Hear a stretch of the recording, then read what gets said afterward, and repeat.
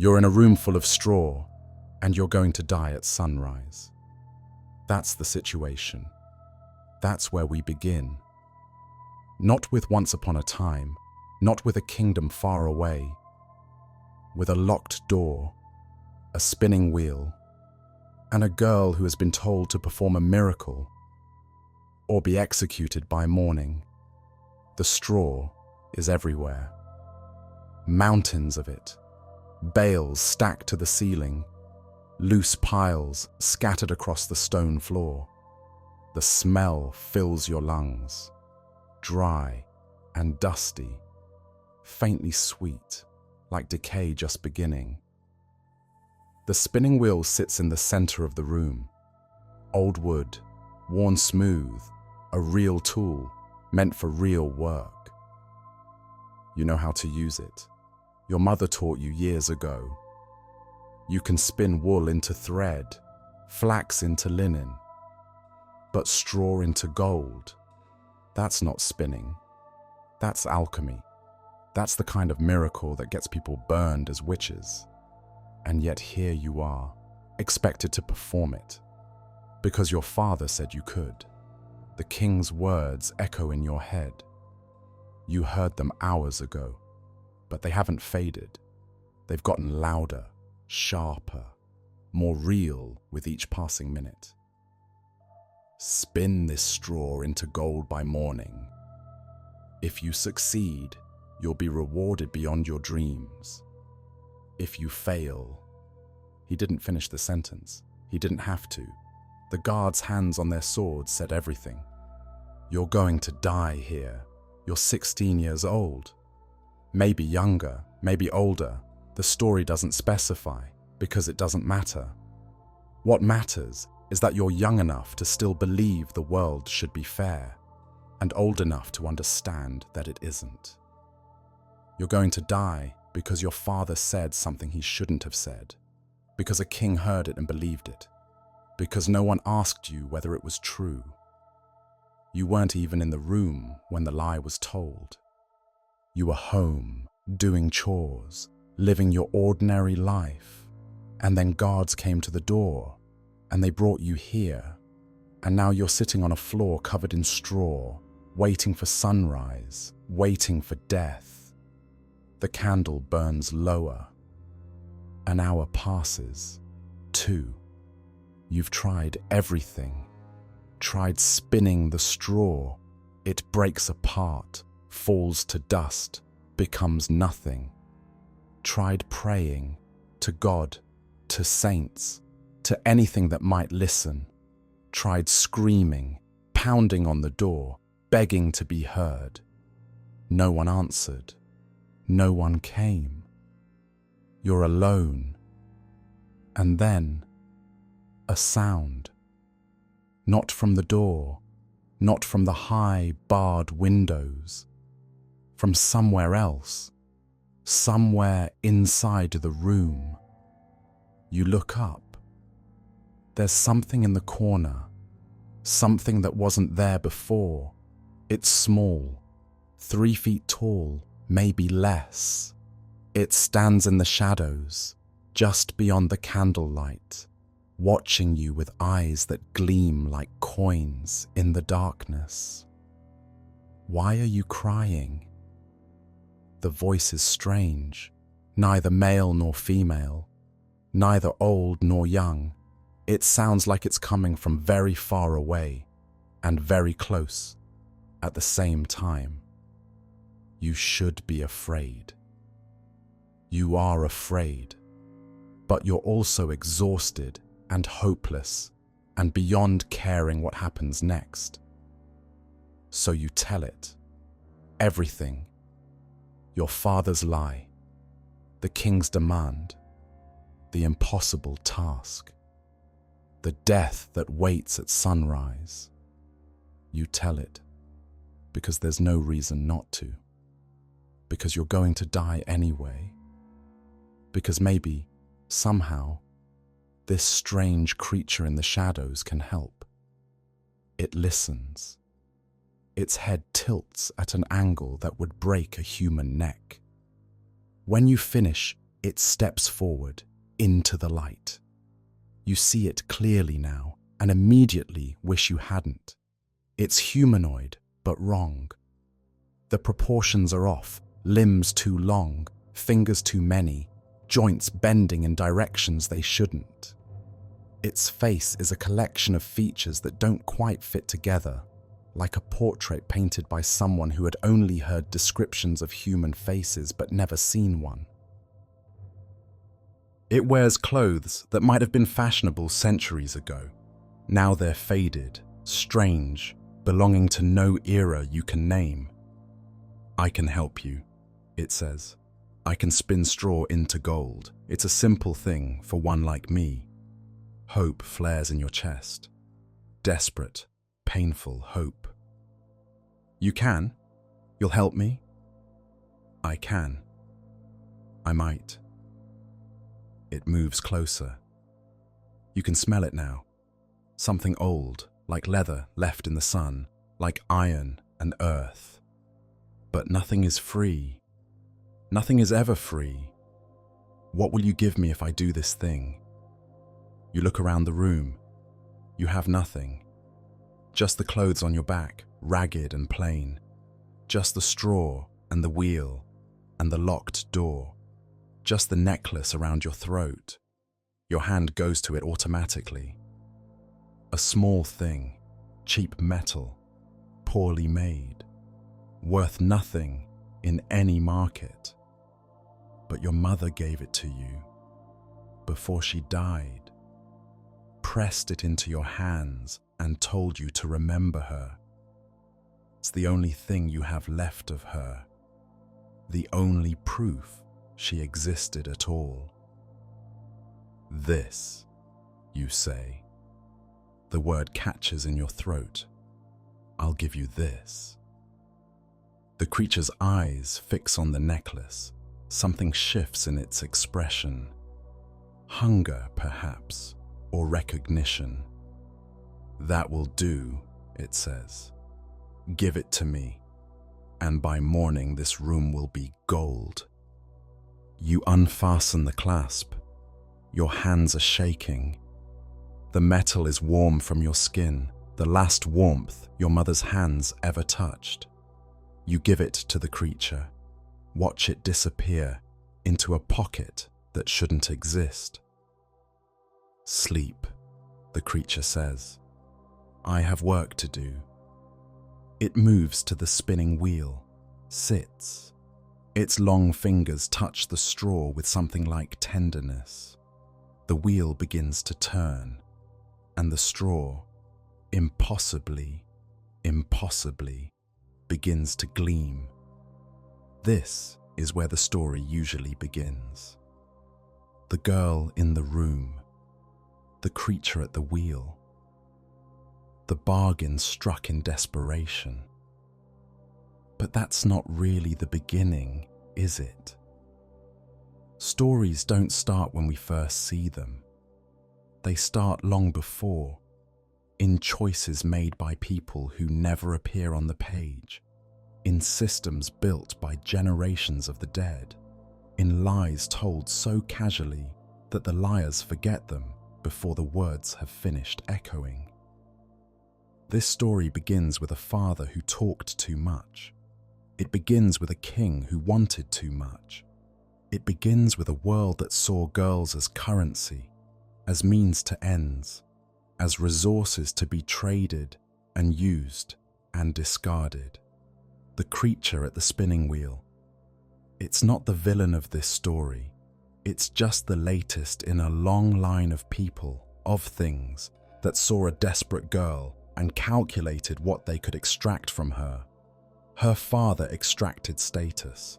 Her king extracted gold. The creature will extract something far more precious. And the girl? She will survive. She'll make bargains that cost her everything she has and then everything she doesn't have yet. She'll trade her past for her present and her future for her survival. And in the end, she'll win. Not through virtue or magic or a prince's intervention. Through knowledge. through refusing to give up, through learning the one thing that could save her when nothing else could. A name, Rumpelstiltskin, but that comes later. First, we need to understand how she ended up in that room. We need to meet her father, the man whose weakness started everything. We need to see the machinery of exploitation that would grind her to dust if she let it. We need to understand what it really costs to spin straw into gold.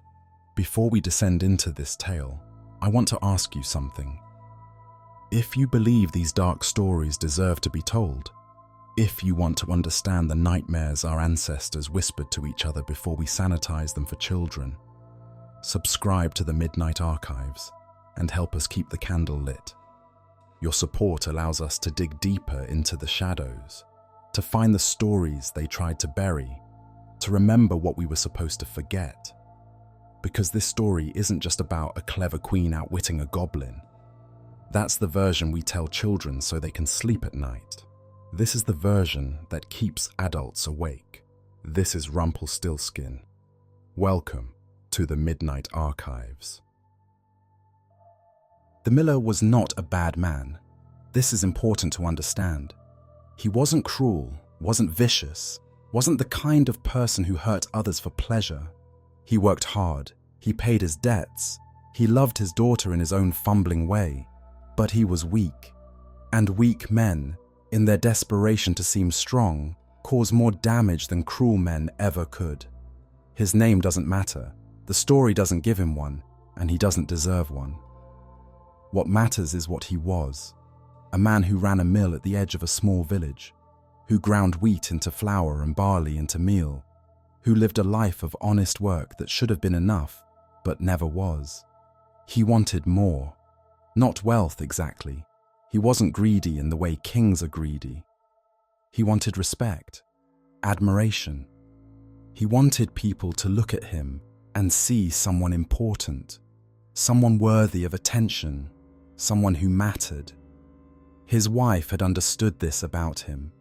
She'd managed it gently, the way wives in those days managed their husbands' weaknesses, redirecting his boasts, smoothing over his exaggerations, keeping him grounded without making him feel small.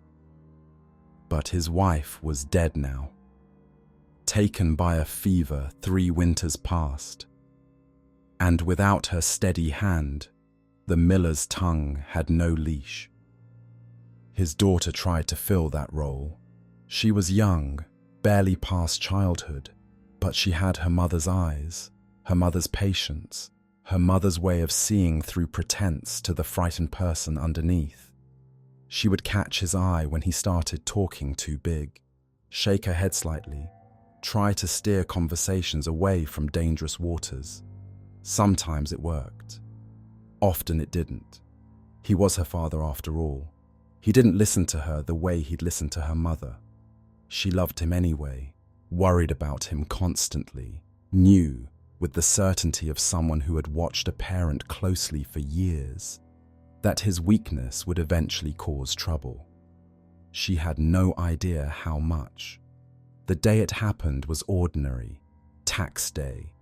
The miller had to travel to the castle to pay his annual levy, routine business he'd handled every year for decades. Stand in line, hand over his coins, receive his receipt, go home. But the line was long this year, the wait was tedious, and the miller found himself standing near a group of merchants, wealthy men with fine clothes and confident bearing, important men, men who glanced at the miller's flour-dusted clothes and saw nothing worth noticing. The miller couldn't bear it. He started talking about his mill, about his village, about how well he was doing, how respected he was locally, how his daughter, and here it came, the moment that would echo through the rest of his daughter's life.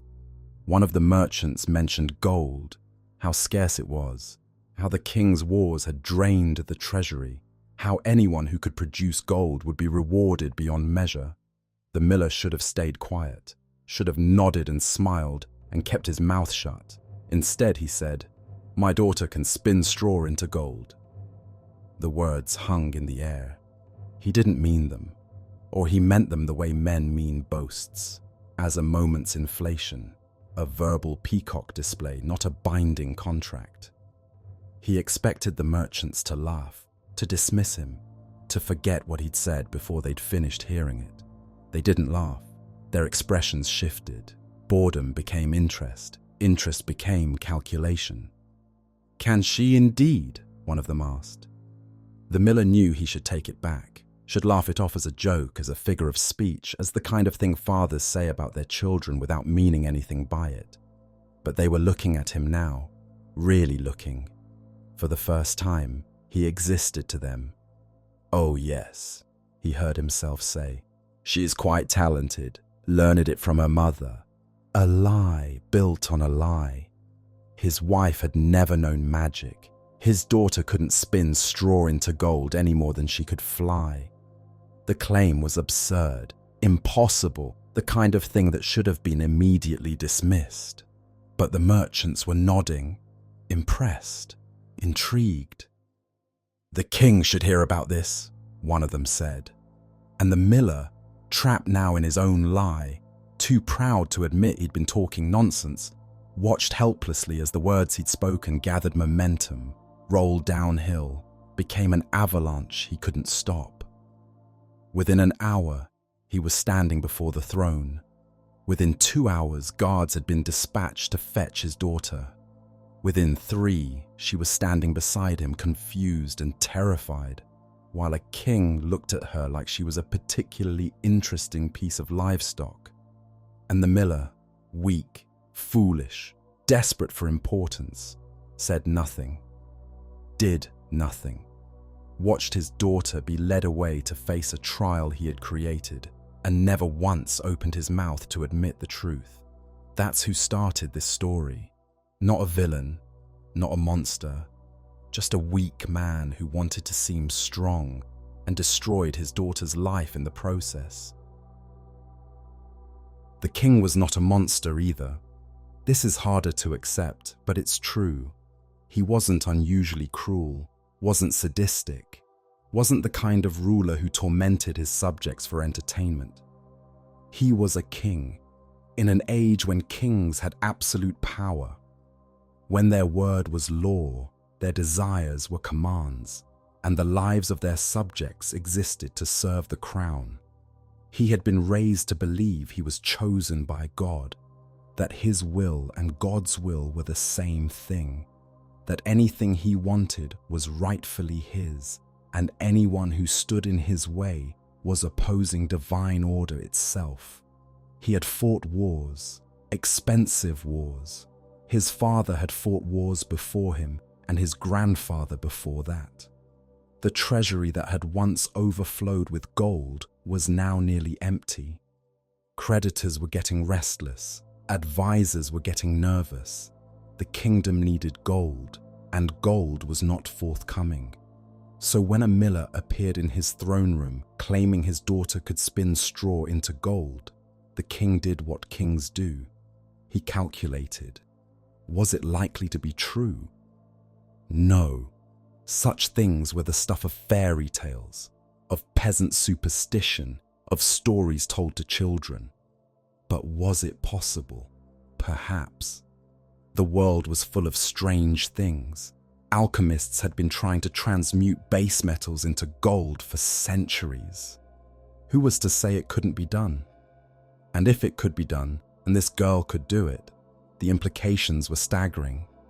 The treasury refilled, the debts paid, the wars funded. Everything he needed, produced by a single peasant girl spinning straw. The risk was minimal. If she failed, he lost nothing. Just one more peasant who had wasted his time. If she succeeded, he gained everything. The arithmetic was simple. The decision was obvious. "Bring the girl," he said. When she stood before him, small, pale, clearly terrified, he didn't see a person. He saw a potential resource, a possibility to be tested. "Your father says you can spin straw into gold," he said. She looked at her father. The miller looked at the floor. The silence stretched. My lord, can you or can't you?" She should have said no, should have explained that her father was a liar, a braggart, a weak man who said things he didn't mean. But she saw the king's eyes, cold, calculating, already weighing outcomes. She saw the guards with their hands on their swords. She saw her father, pale and trembling, finally understanding what his words had done. If she denied it, what would happen?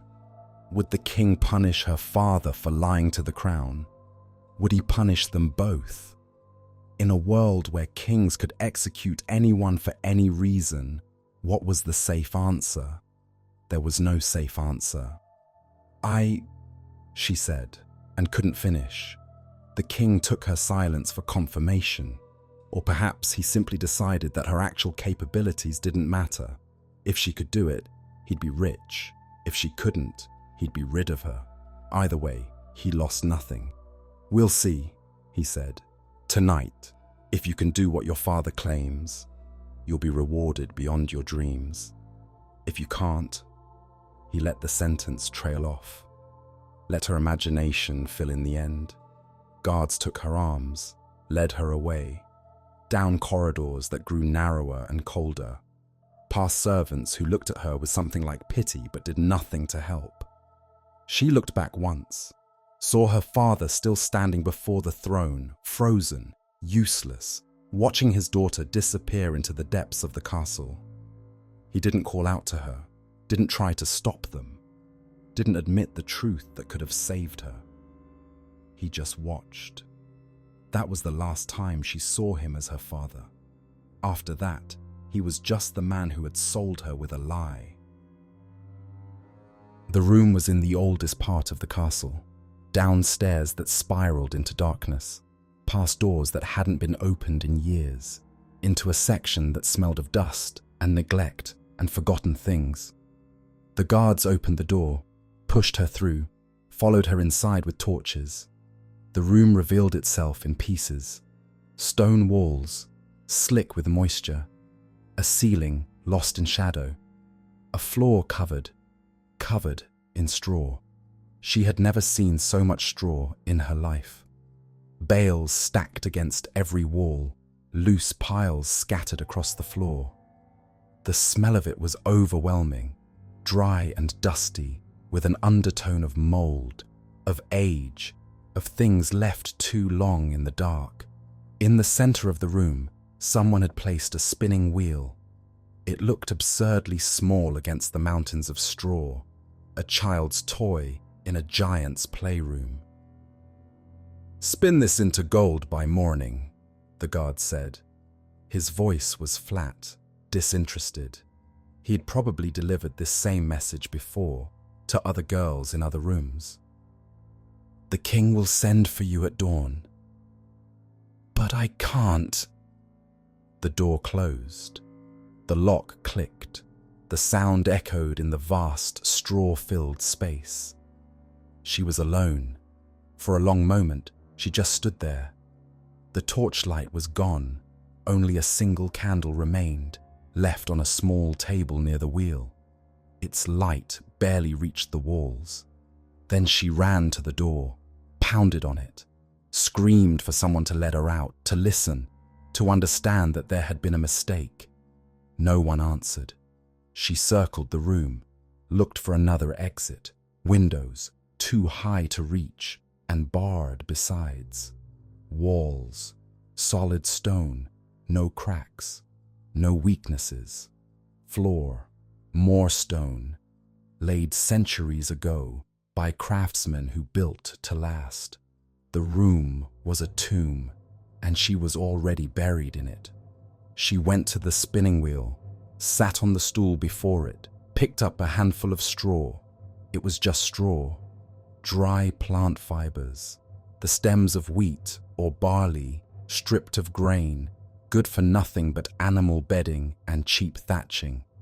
She fed it into the wheel, worked the treadle, the wheel turned, the straw broke apart, fell to pieces, became dust and fragments on the floor. She tried again. Different technique, different pressure, same result, again and again. Each time, the same failure. Of course it failed. Spinning wheels don't change the nature of what you put into them. They twist fibers together, create thread from raw material. They don't transmute straw into gold.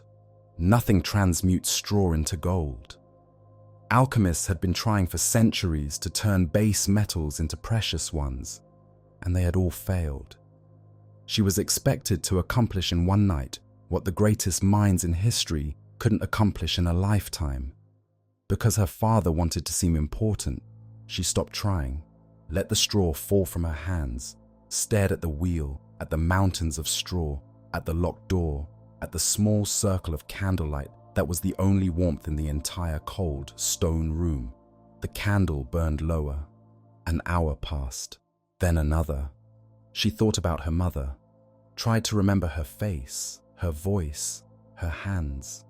But the memories were fading, worn smooth by time, and all she could hold on to was the feeling of being loved. The knowledge that once someone had looked at her and seen something precious. No one looked at her that way now. Her father saw a tool for his ego. The king saw a resource to be exploited. Even the guards saw only a problem to be managed, a body to be disposed of. She was alone in the world, truly alone, and in a few hours, she would be dead. She cried, not loudly, not dramatically, quiet tears that ran down her face and dripped onto the straw at her feet. Tears of exhaustion, of hopelessness, of the final surrender of someone who has tried everything and found nothing that works.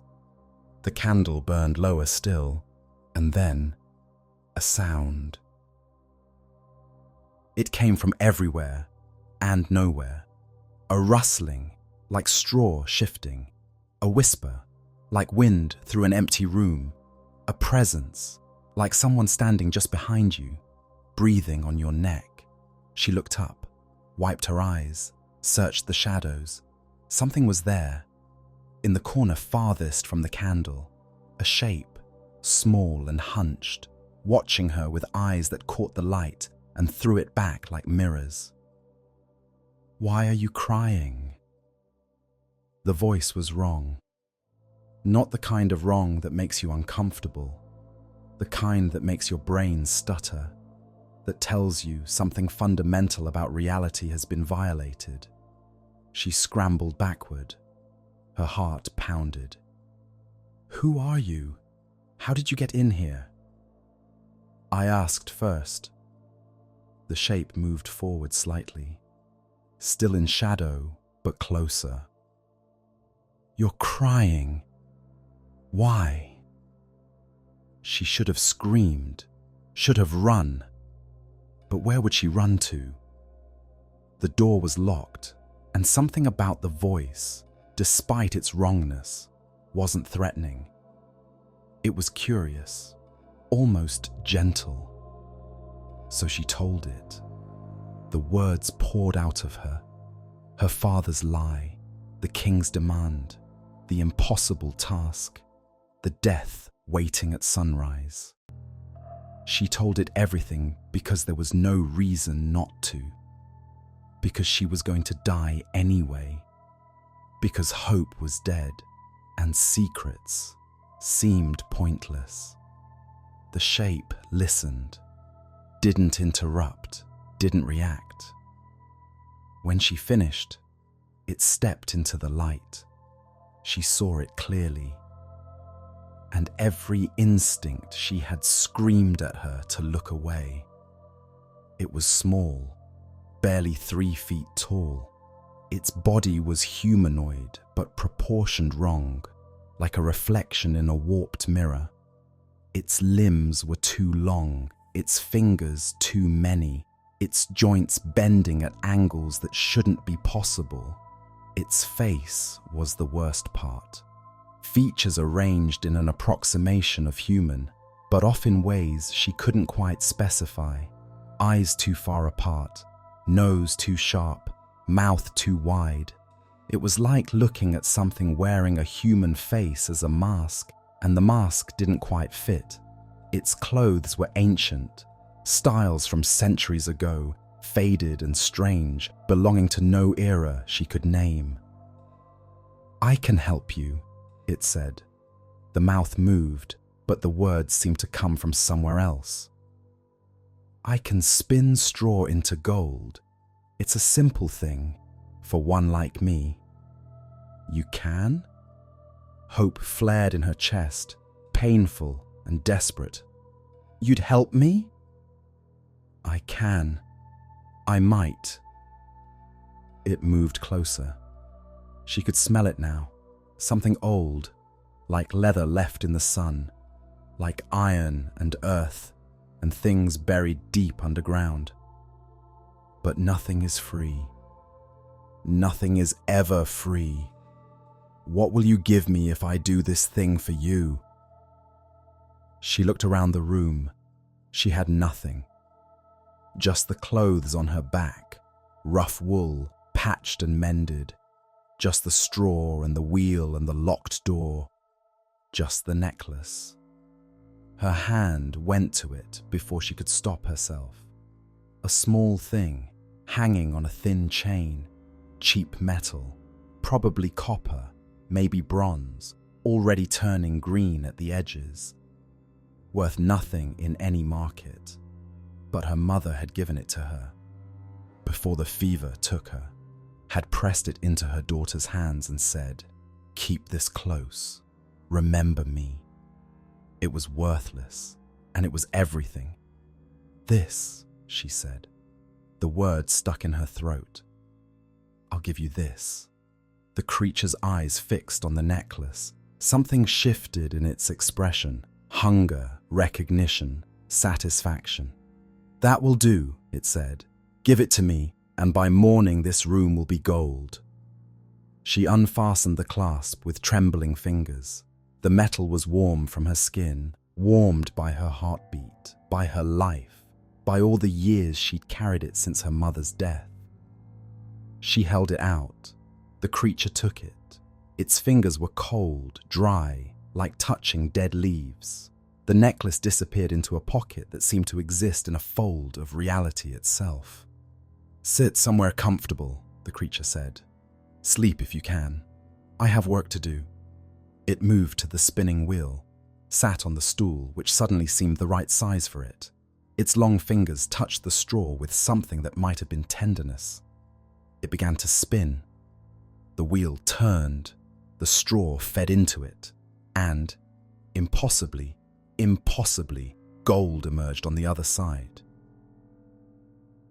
Not gold-colored thread, actual gold. Metal that gleamed in the candlelight, that caught every photon and multiplied it, that coiled onto the bobbin with the weight and luster of genuine precious metal. The girl watched, mesmerized, as the creature worked. Its movements were hypnotic, the hands feeding straw, the wheel turning, the gold accumulating.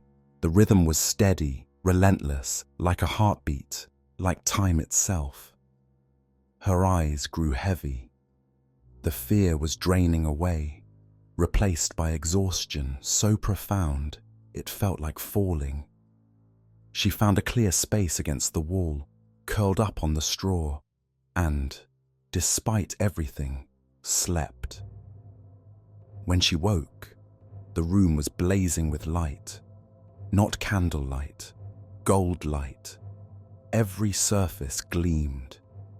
Coils of golden thread lay piled on the floor, draped over the bales of straw, hanging from hooks she hadn't noticed before. The entire room had been transformed into a treasury.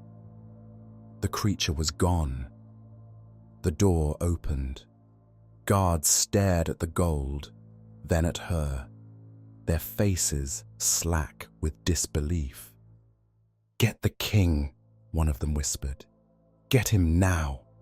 She sat in the middle of the golden room, her hand at her throat where the necklace used to be, and waited. She had survived the night, but she had paid for it with the only piece of her mother she had left, and somehow she knew this wasn't over. The king came. He walked through the gold like a man in a dream, touching it, lifting handfuls of thread and letting them fall, watching them catch the morning light. His face cycled through expressions: disbelief, wonder, calculation, greed. "It's real," he kept saying. "It's actually real." She said nothing. What was there to say? The king's expression settled into something she would come to know well. The look of a man who has discovered a valuable resource and is already calculating how to extract maximum value from it. "You'll do this again," he said. Not a question, a command. "Tonight, a larger room, more straw." "My lord, You've proven you can do it. Now prove you can do it at scale." They moved her to a larger room, twice the size of the first, straw piled floor to ceiling, bales stacked so high they blocked the small windows. The spinning wheel waited in the center, patient and inevitable.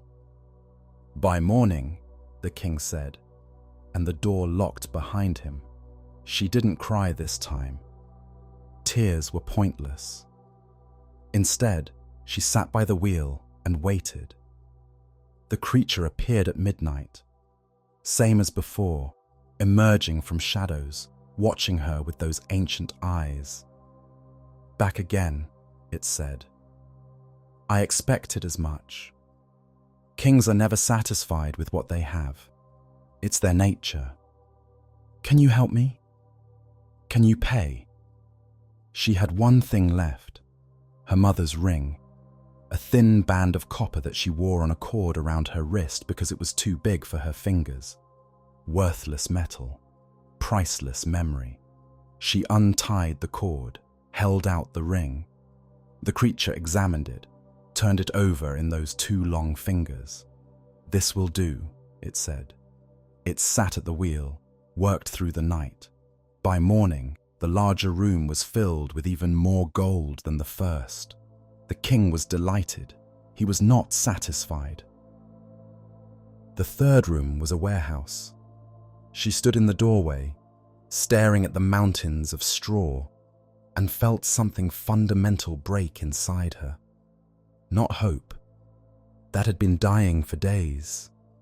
Something deeper. Some belief that the world had limits, that suffering had ends, that if you endured enough, eventually, you'd be free. The king stood behind her, watching her reaction. "One more time," he said. "Spin this into gold, and I'll make you my queen. You'll live in luxury for the rest of your life. Fail." He let the word hang in the air. Queen. The word should have meant something: power, security, escape from the poverty and powerlessness that had defined her life. But she knew what it really meant. It meant belonging to him, being his property instead of her father's property, trading one cage for another, one master for another. Still, a cage with silk sheets was better than a grave with none. "Yes, my lord," she said. The door locked.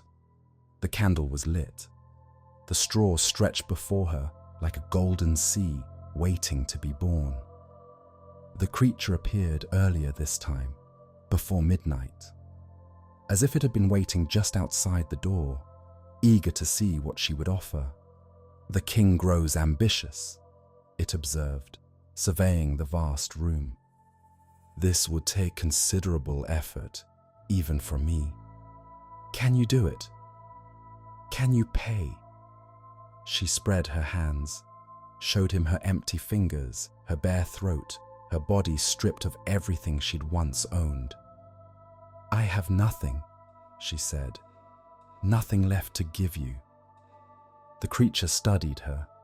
Its eyes moved over her in a way that made her skin crawl, not with lust, but with appraisal, like a merchant examining goods. "You have something," it said slowly. "Something you don't yet possess, but will. Something precious beyond gold." "What?" "Promise me your firstborn child." The words hit her like a physical blow. She stepped backward, her hand going to her stomach. "My child, I don't have—" "You will, someday, when you're queen and the king wants heirs." The creature's mouth curved into something too wide to be called a smile. "Promise me that child, and I will save your life again." "I can't. That's—" "Death comes at sunrise." The creature's voice was patient, almost gentle. "You have no other options, no other currency, nothing left to trade except your future." She thought about it, really thought, the way her mother had taught her, carefully, rationally, weighing costs and benefits. A child, her child, a person who didn't exist yet, might never exist, an abstraction, a possibility, a future so distant it felt like fantasy. Against death, real death, death that would come in hours, that would be painful and final and absolute. She was young. The future felt infinite and impossible.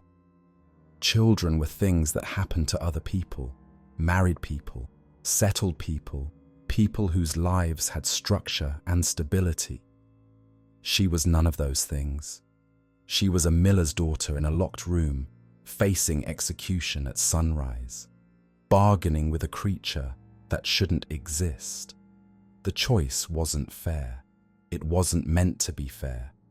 The creature had engineered this moment, had waited for exactly this point where present survival outweighed future cost, where desperation made unthinkable bargains seem reasonable.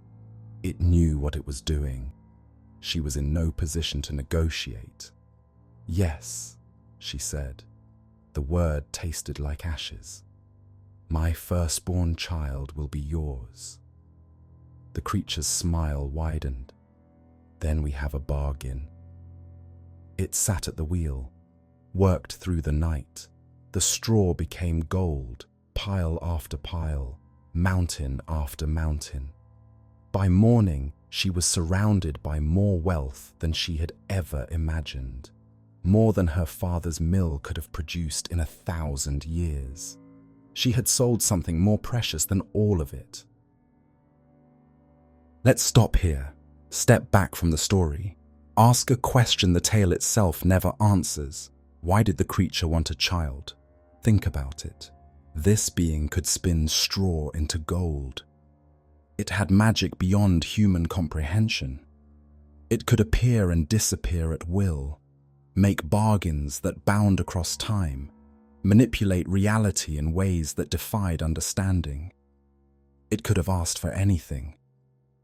Kingdoms, worship, souls.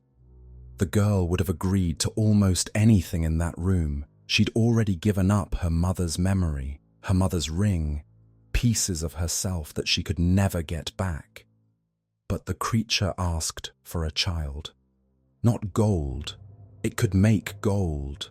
Not power. It clearly had power. Not service. What use would a human servant be to a being like this? A child. The story doesn't explain why. Folklore rarely does. It presents the desire as a given, a fact of the creature's nature, and moves on. But we can speculate. Perhaps the creature was lonely. Consider what it might mean to exist as this being did. Centuries of life, maybe millennia, watching humans be born, grow, love, die, watching families form, generations pass, connections multiply, and being outside all of it, unable to participate, unable to belong. The creature could make gold from straw, could spin wealth from nothing, but it couldn't create life, couldn't bring a new being into existence, couldn't experience the one thing that gave human lives meaning, the love between parent and child. So it bargained for what it couldn't make, found desperate humans, and offered impossible assistance in exchange for the one thing they could give that it couldn't take by force. Not to eat the children, not to sacrifice them, just to have them, to raise them, to love them in whatever way such a creature could love. Is that evil? The desire for connection, the longing to be a parent. The methods were predatory. The bargains exploited human desperation. The creature deliberately sought out people at their lowest points and extracted maximum payment for minimum service. But the motivation was almost human. Loneliness, the need to belong, the desire to love and be loved. The creature isn't a monster. Not really. It's a mirror. It shows us what we might become if we lived long enough, alone enough, desperate enough. If you existed for centuries with no family, no friends, no connection to anything living, what would you trade for a chance at those things? What wouldn't you trade? The miller's daughter and the creature are more alike than either would admit. Both are desperate. Both are making bargains that mortgage their futures. Both are reaching for something they can't have through legitimate means. The difference is power. The creature has it. The girl doesn't. That's what makes the bargain wrong, not the wanting. Wanting is human. The exploitation of someone who can't say no. Remember that as the story continues. The creature isn't evil because it wants a child. It's wrong because of how it gets one. She became queen. The wedding was magnificent. Everyone said so. The cathedral filled with flowers, nobles from every corner of the kingdom in attendance. The bride in a gown of silk and gold thread that she had supposedly spun herself. She walked down the aisle toward a man she didn't know, a man who had threatened to kill her, a man who saw her not as a person but as a resource, a golden goose that had proven its worth. The ceremony was in Latin. She didn't understand the words, only that they were binding her to this stranger until death. Death. She almost laughed at that. Death had been her companion for 3 nights in the spinning room. Now it was her wedding guest. When it was over, when the crown was placed on her head and she was officially queen, she looked out at the crowd of strangers and felt nothing. Not happiness, not relief, not even fear anymore. Just emptiness. A vast, echoing hollow where feelings should have been. She was alive. That was something. She was queen. That was something else. But she was also bound by a promise that would come due someday. A debt that would be collected when she least expected it. Life in the palace was strange. She had servants now, people who dressed her, bathed her, arranged her hair. People who called her Your Majesty and curtsied and asked her opinions on matters of decoration and fashion, as if her opinions mattered, as if anyone cared what she thought. She had rooms, vast rooms with tapestries and fireplaces, with windows that looked out over gardens she was welcome to walk in.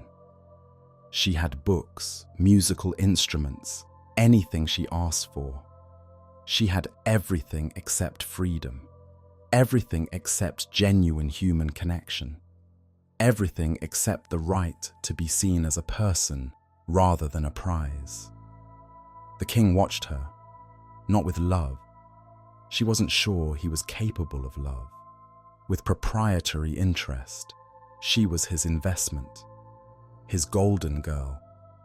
He wanted to make sure she stayed healthy, stayed valuable, stayed useful. He never asked her to spin again. Perhaps he was satisfied with what he had. Perhaps he was saving her for a future crisis. Perhaps he'd half convinced himself that the gold had been real magic, that asking her to do it again might break the spell. She didn't know. She didn't ask. Their marriage was cordial, distant. He visited her chambers when he wanted an heir, performed his duty with efficient dispassion, and left. She endured it the way she'd endured everything else, by retreating inside herself, to a place he couldn't touch. She made no friends at court. The other ladies looked at her with a mixture of envy and contempt. A miller's daughter who had risen above her station, a commoner who wore a crown. They circled her like sharks, waiting for her to show weakness. She showed them nothing, kept her expression pleasant and her thoughts hidden. Let them whisper about her origins, her oddness, her silence. What did it matter? They couldn't hurt her any more than she'd already been hurt. Months passed. Seasons changed. The kingdom prospered on the gold she had spun. The king fought wars, built monuments, expanded his power. And inside the queen, something was growing. She knew she was pregnant before the physicians confirmed it. The knowledge settled into her like a stone dropping into still water. Not joy. She wasn't sure she remembered how joy felt. Not fear exactly, though fear was there too. Certainty. The absolute knowledge that her life had just changed again in ways she couldn't control. Because she remembered the promise. Had never forgotten it. Not for a single day since she'd spoken the words in that straw-filled room. Your firstborn child will be yours. She'd traded a hypothetical for her life. A maybe someday child for survival until sunrise. It had seemed like a fair exchange at the time. A fantasy traded for reality. Now the fantasy was becoming real, and the creature would come to collect. The pregnancy was difficult. She was sick often, confined to bed for weeks at a time. The physicians clucked and worried, concerned about the precious heir she carried. The king visited occasionally, asked about her health in the way you'd ask about the health of a valuable horse. She didn't tell anyone about the bargain, couldn't tell anyone. Who would believe her, and what could they do even if they did? So she carried the secret alone, lay in bed with her hands on her growing belly and felt the child move inside her, and wondered if she would even be allowed to know its face before it was taken. When the labor started, she thought she might die. The pain was beyond anything she had imagined. Hours and hours of it, endless waves that crashed over her until she couldn't remember a time before pain existed. The midwives urged her to push, to breathe, to hold on, but she barely heard them. She was lost in a place beyond words, beyond thought, where there was only her body and its impossible work. And then, a cry, small and fierce, the cry of a newborn entering the world. A son, the midwife announced, a healthy boy. They placed him in her arms. He was tiny, red-faced and wrinkled, and absolutely perfect. He looked up at her with unfocused eyes, and something inside her that had been locked away for years broke open. Love. This was love. Not the pale imitation she felt for her husband, not the faded memory of her parents' affection. The real thing, overwhelming, terrifying, a force so powerful it remade her in an instant. She would die for this child, would kill for him, would do anything, anything to keep him safe. And then she remembered the creature's smile. Something precious, it had said. Something you don't yet possess but will. It had known. Somehow, impossibly, it had known exactly what it was asking for, had understood the value of what she was trading better than she had understood it herself. She held her son close and wept, not from joy, though joy was there, from terror, because the debt had come due, and she had nothing to pay it with except the only thing she wasn't willing to give. 3 days after the birth, she was alone in her chambers with the baby. The nursemaids had been dismissed. The king was occupied with matters of state. The palace was quiet. The late afternoon sun slanting through the windows, dust motes dancing in the golden light. She was sitting by the fire, the child sleeping in her arms, when she heard it. A sound, familiar, terrifying. She looked up. The creature was there, standing in the shadows near the window, as if it had always been there, as if the room had simply failed to notice it until now. The same strange body, the same ancient eyes, looking at her with an expression that might have been triumph, or hunger, or something else entirely. "You remember me," it said. "I never forgot." Good. It stepped forward, into the firelight. The shadows seemed to cling to it, reluctant to let it go. "Then you know why I'm here." She held her son tighter, felt his small heart beating against her chest, felt the warmth of his body, the impossible fragility of his tiny form. "Please," she said. "I'll give you anything else. Anything. I'm queen now. I have gold, jewels, land. I can give you whatever you want." "What I want," the creature said, "is what you promised me. Your firstborn child." I didn't understand. I was frightened, desperate. I didn't know what I was giving away. "You were, and you made a choice. All choices have consequences." She was crying now, couldn't help it. The tears ran down her face as she clutched her son, feeling his small weight, his warmth, the miracle of his existence. "Please," she whispered. "He's innocent. He's done nothing wrong. Take me instead. Take my life, my service, anything." "I don't want your life." The creature's voice was patient, almost gentle. "I want what you promised, what you freely gave." "I didn't give it freely. I was going to die." "And yet you chose." The creature tilted its head, that inhuman angle. "Chose survival over future. Chose yourself over your child. That was your decision. I simply named the price." She wanted to argue, wanted to scream that it wasn't fair, that she'd been manipulated, that no reasonable person could have made a different choice in her position. But she knew, in her heart, that it wouldn't matter.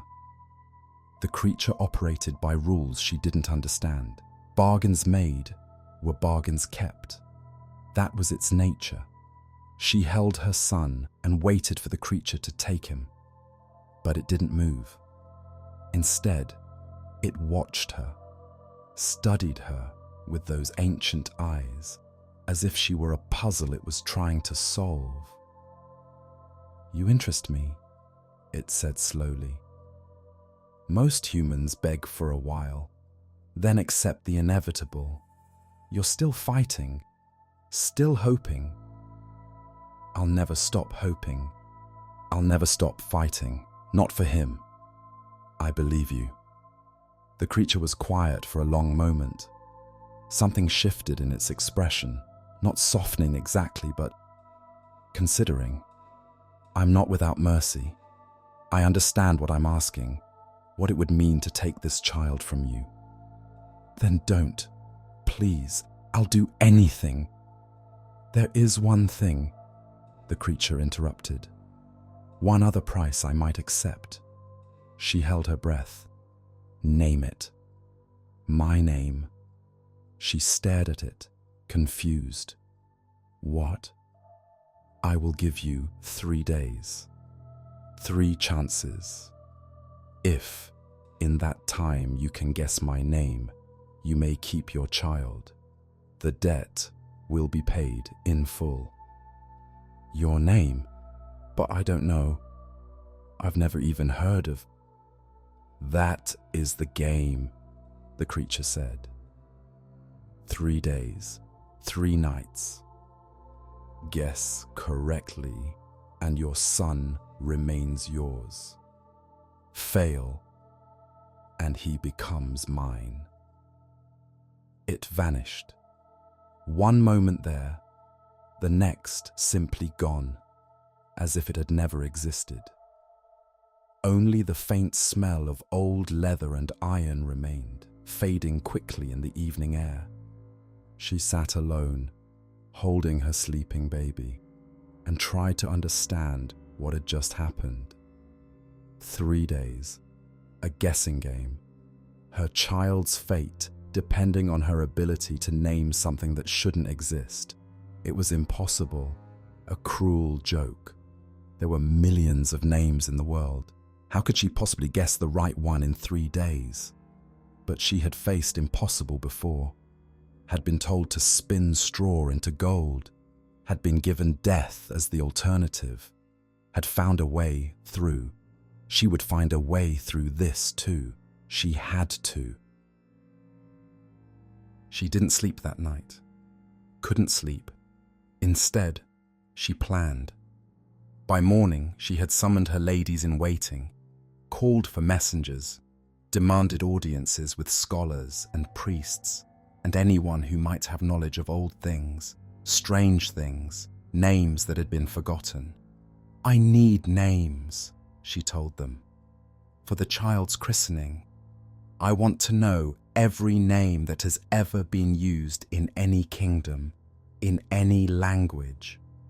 Bring me lists, bring me books, bring me everything you can find. They thought she was eccentric. Perhaps the birth had affected her mind, but she was queen, and queens were allowed eccentricities. The lists began arriving, hundreds of names, thousands, names from scripture, from history, from legend, names of saints and sinners, kings and peasants, heroes and villains. She memorized as many as she could, prepared for the creature's return. It came that night, after midnight, appearing from shadows as if the darkness itself had given birth to it. The first night, it said, "Make your guesses." She began. Casper, Melchior, Balthazar. The creature shook its head at each one. Heinrich, Wilhelm, Friedrich. No. Albert, Ludwig, Karl, Maximilian, Theodoric. No. No. No. No. No. She went through every common name she knew, every name on the lists she'd collected. German names, French names, Latin names, names of emperors and popes, of ancient heroes and biblical prophets. The creature rejected them all. 2 nights remain, it said, and vanished. The second day, she expanded her search, sent messengers to distant lands, to foreign courts, to places where different languages were spoken and different naming traditions held sway. Strange names, she ordered. Unusual names. Names that haven't been used in centuries. Names from stories, from myths, from the darkest corners of old books. They brought her more lists. Names she couldn't pronounce. Names that seemed more like sounds than words. Names from the east, from the south, from places she'd never heard of. The creature came again. Sheep shanks, she guessed. Spindle shanks. Ribs of beef. No. Ichabod, Ozymandias, Mephistopheles, Beelzebub. No, no, no, no. She tried names from fairy tales, from nightmares, from the margins of ancient texts where scribes had scribbled things they half remembered from childhood. None of them were right. One night remains, the creature said, and something like triumph gleamed in its eyes. Sleep well, Queen. Tomorrow we conclude our business. She didn't sleep, sat up all night with her son in her arms, watching him breathe, memorizing his face. If these were her last hours with him, she would spend them holding him. And she prayed, not to God. She wasn't sure she believed in God anymore. To the universe, to fate, to her mother's ghost, if such things existed. Help me. Please. Send me something. Anything. Dawn came. The day passed. No miracle arrived. Her messengers returned one by one, exhausted, empty-handed, apologetic. They had searched everywhere, asked everyone, found nothing useful, all except one. His name was Johann. He was young, barely older than the Queen herself. He'd served her faithfully for months, traveling to distant places in search of strange names. This time, she'd sent him north, to the deep forests where few people lived and old things were said to lurk. He arrived as evening fell, exhausted, wild-eyed, looking like he'd been running for hours. "Your Majesty," he gasped, "I found something." He'd almost given up, he told her, traveled for days without finding anything useful. The villages in the northern forest were poor and isolated. Their people knew few names beyond their immediate families, and none of those were unusual. He'd been on his way back, taking a shortcut through a part of the forest he didn't know, when he got lost. Truly lost, he said. Not just turned around. Lost in a way I've never experienced. The trees looked wrong. The path kept disappearing. I couldn't find north, couldn't find the sun, couldn't find anything familiar. He wandered for hours. Just when he was about to give up hope, he stumbled into a clearing. There was a fire in the center, burning without visible fuel, flames that seemed to dance of their own accord. And around the fire, capering like a mad thing, was a creature. Small, he said, dressed strangely, dancing and singing to itself, over and over, the same little song. What did it say? The Queen was gripping his arm so tightly it must have hurt. The song. What were the words? Johann recited them. Tomorrow I brew, today I bake, and then the child away I'll take. For little deems my royal dame that Rumpelstiltskin is my name. The Queen went very still. Rumpelstiltskin, she whispered. I don't know what it means, Your Majesty. I thought it might just be a forest creature's nonsense, but you asked for strange names, and that seemed strange enough. You've saved my son, she interrupted. Her voice was shaking. Her whole body was shaking. You've saved everything. I don't know how to thank you. I don't know if I can ever thank you enough. She rewarded him lavishly. Gold, land, titles, everything a queen could give. He had no idea what he had done, what he had given her, but he accepted the rewards with stunned gratitude and retreated, leaving her alone with the name. Rumpelstiltskin. She said it again and again, feeling the syllables on her tongue, a ridiculous name, nonsense syllables strung together. The kind of thing you'd call a character in a children's story. But it was real. It was true. And tomorrow night, it would save her son. She didn't sleep, sat up all night with the name running through her head like a prayer. Rumpelstiltskin. Rumpelstiltskin. Rumpelstiltskin. She held her son, watched the fire burn low, waited for midnight. When the creature appeared, she was ready. It materialized from shadow as it always did. One moment, nothing. The next, simply there, as if it had stepped through an invisible door in the fabric of reality. The final night, it said. The last chance. Make your guesses, Queen, and then we conclude our bargain. She looked at the creature, really looked, perhaps for the first time. Saw the ancient eyes, the wrong proportions, the face that didn't quite fit.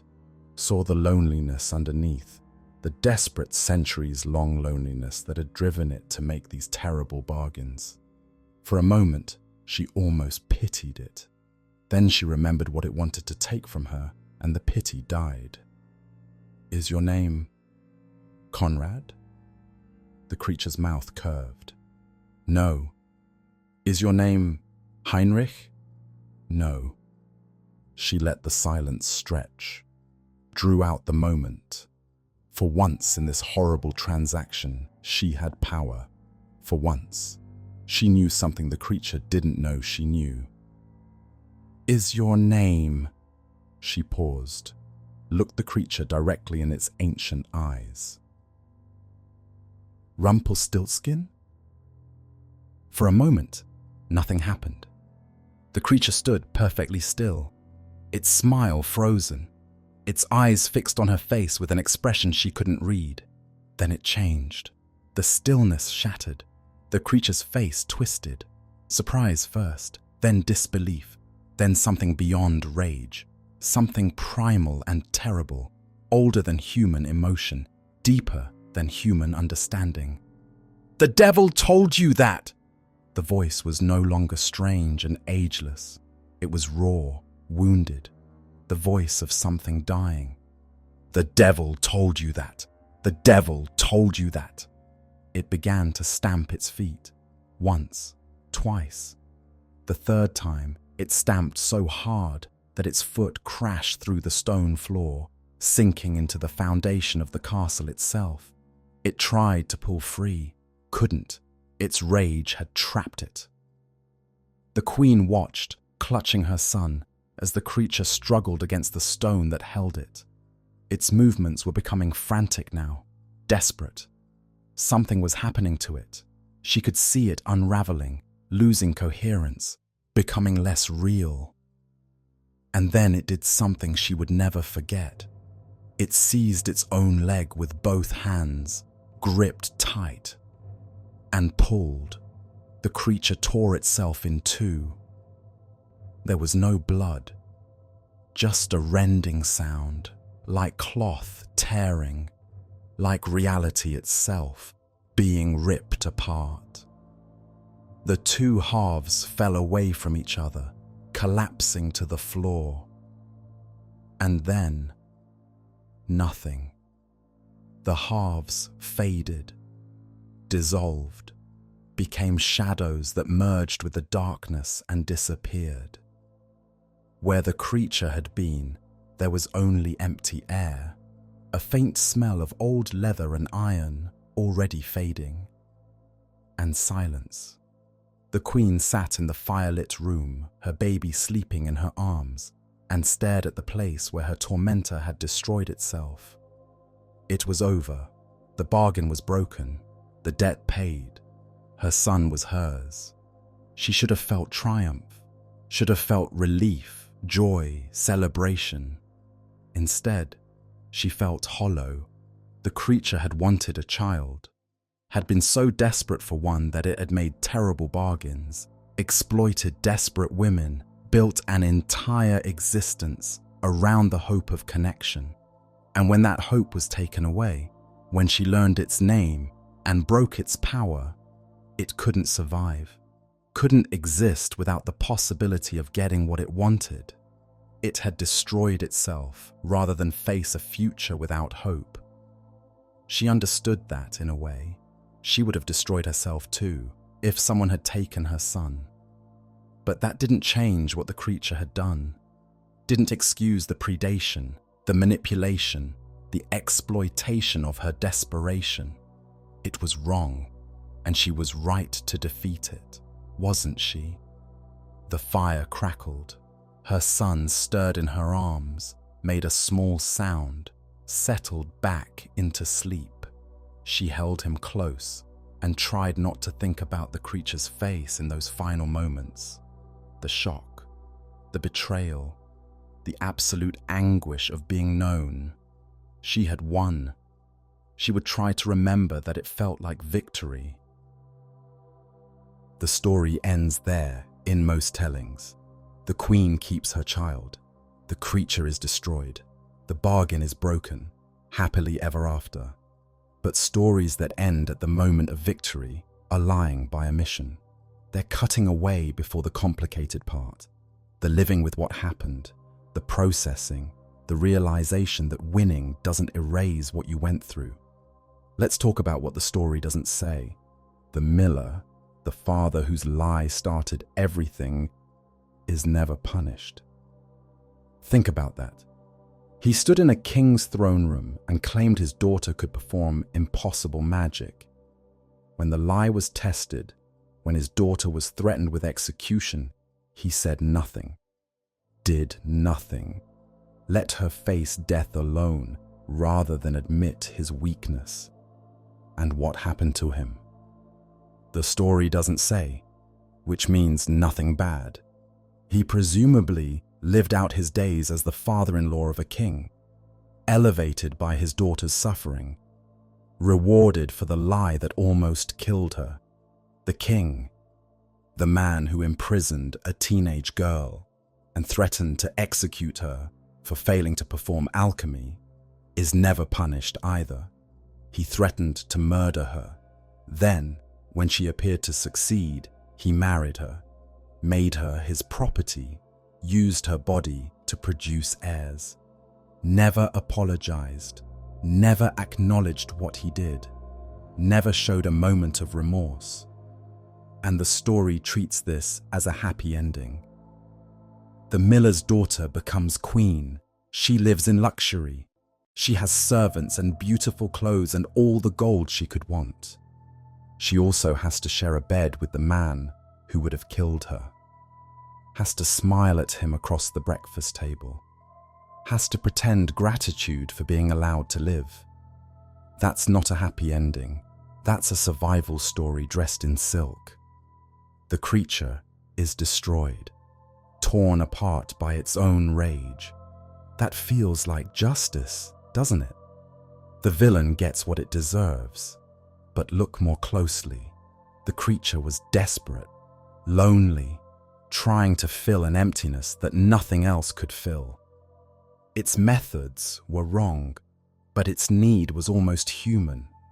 And the father and the king, their methods were also wrong. They also exploited the miller's daughter. They also saw her as a means to an end. But they face no consequences. They continue their lives, comfortable and unpunished, while the creature, the only one of the three who offered her anything in return, is destroyed.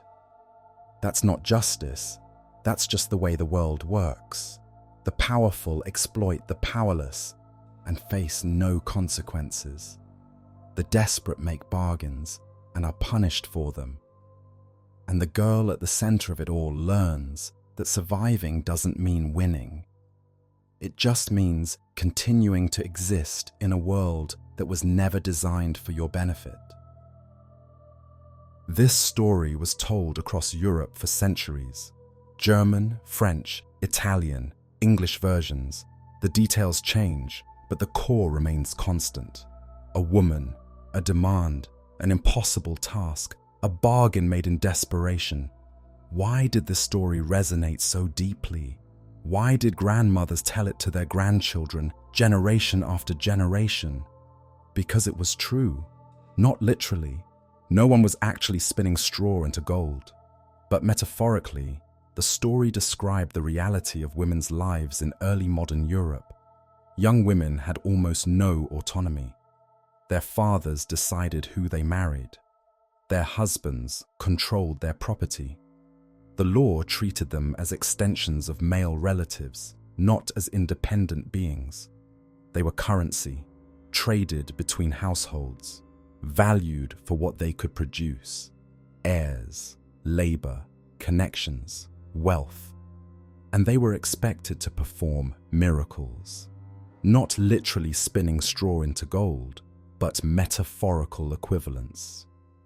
Producing male heirs, managing households on impossible budgets, maintaining beauty while working themselves to exhaustion, being pure but also desirable, being strong but also submissive. When they failed, as everyone must eventually fail at impossible standards, they were punished, discarded, replaced. The spinning room is a symbol, but it's also a reality that millions of women lived, locked in impossible situations by men who didn't care about their well-being, expected to produce value, threatened with destruction if they failed. The creature's bargain is predatory, but it's also the only way out of an impossible situation, the only hand reaching through the bars of the cage. We judge the miller's daughter for taking that hand. But what else could she have done? Refused and died. Accepted death to avoid making a promise she didn't want to make. Easy to say from the safety of a world where we have options. Harder when you're the one in the room, watching the candle burn down, counting the hours until sunrise. Desperation makes people do things they would never otherwise do. That's not weakness, it's survival. And judging survivors for the choices they made under impossible pressure is a kind of cruelty that the story, at least, has the decency to avoid. In folklore, true names have power. This shows up across cultures, across centuries, across every kind of story. Know something's true name, its real name, its essential name, and you have power over it. You can bind it, command it, defeat it. Egyptian magic required knowing the secret names of gods. Jewish mysticism speaks of the hidden names of the divine. Fairy tales worldwide feature beings that can be controlled or banished by naming them correctly. But why? What is it about names that gives them such power? Because naming is seeing clearly. When you can name something, you understand it. You know what it is, how it works, what it wants. The mystery dissolves. The fear fades. What seemed overwhelming becomes manageable. The creature in this story survived for centuries on mystery, on being unknown, unknowable. No one had ever learned its name. No one had ever seen it clearly. It existed in shadows, in whispers, in bargains made by candlelight and forgotten by morning. But the queen did what no one had done before. She sent messengers into the unknown. She gathered information. She refused to accept that the mystery was impenetrable, and she learned its name, Rumpelstiltskin. A ridiculous name, nonsense syllables. The kind of thing you'd call a character in a children's story, something silly and harmless. But it was true, and truth is power. When she spoke the name, the creature was seen, fully, completely, for the first time in its existence. The mystery was stripped away. The power shifted, and the creature couldn't survive being known. Some beings are their secrets. Take away the secret, and there's nothing left. That's the real lesson of this story. Not that deals with creatures are dangerous, though they are. Not that desperation makes us vulnerable, though it does. The lesson is that knowledge is power, that refusing to accept mystery, refusing to stop searching, can save you when nothing else will. The miller's daughter didn't defeat the creature with magic. She didn't defeat it with virtue or courage or strength. She defeated it by learning, by sending messengers into the wilderness and listening to what they brought back, by refusing to give up even when giving up seemed reasonable. In a story full of people exploiting her, her victory came from the one thing no one thought to deny her: the ability to ask questions and seek answers. The story ends with triumph, but it doesn't say what happens next. Does the queen ever feel safe again? After a childhood stolen by her father's lie, years in a palace that was also a prison, nights spent wondering if her child would be taken, does she ever relax? Ever trust? Does she tell her son, when he's older, what almost happened? Does she explain the bargain, the creature, the 3 nights of terror? Or does she keep it secret? Let him grow up thinking his mother was always a queen, always safe, always in control. Does she think about the creature? In quiet moments, when the court is asleep and she's alone with her thoughts, does she remember its face in those final moments? The rage, yes, but also the despair, the loneliness, the centuries of wanting something it could never have. Does she pity it, hate it, feel nothing at all? The story doesn't say. Stories never say. They end at the moment of victory, before the complicated part, before the living with what happened. But we can imagine. She survives. That's what she's good at. She's been surviving since that first night in the spinning room, and she'll keep surviving for the rest of her life.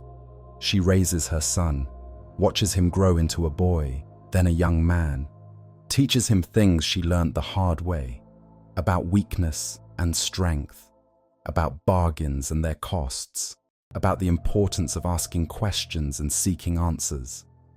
She grows old in the palace, surrounded by luxury she never asked for, married to a man who never really saw her.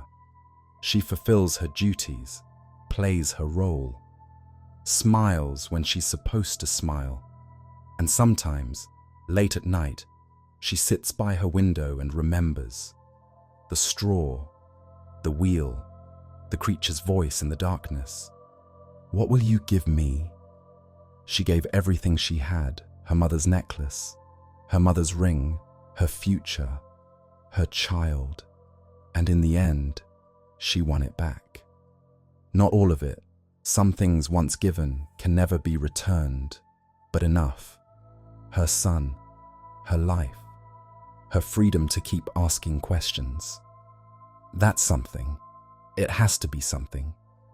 It's all she has. Let the story settle. Let the gold fade to ordinary metal. The spinning wheel fall silent. The creature's final scream echo into nothing.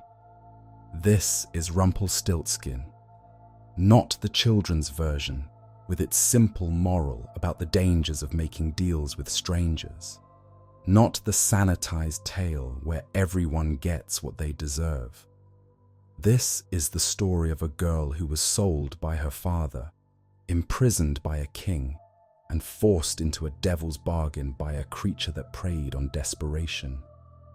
Who gave up her mother's memory, her mother's ring, her future child, everything she had, to survive nights that should have killed her? And who won? Not through virtue or magic or a prince's intervention, through knowledge, through refusing to give up, through sending messengers into the wilderness and hoping one would return with something useful. She won by learning. In a story full of men and creatures who saw her as a resource to be exploited, Her victory came from the one thing no one thought to deny her: the ability to ask questions, to seek answers, to keep looking even when the search seemed hopeless. Rumpelstiltskin. Say it out loud. Feel how ridiculous it sounds. Nonsense syllables. A children's word for a children's monster. But it was true. And truth was enough. The miller's daughter survived by naming her demon, by seeing it clearly, understanding what it was, stripping away the mystery that gave it power. That's the magic in this story. Not the gold spinning.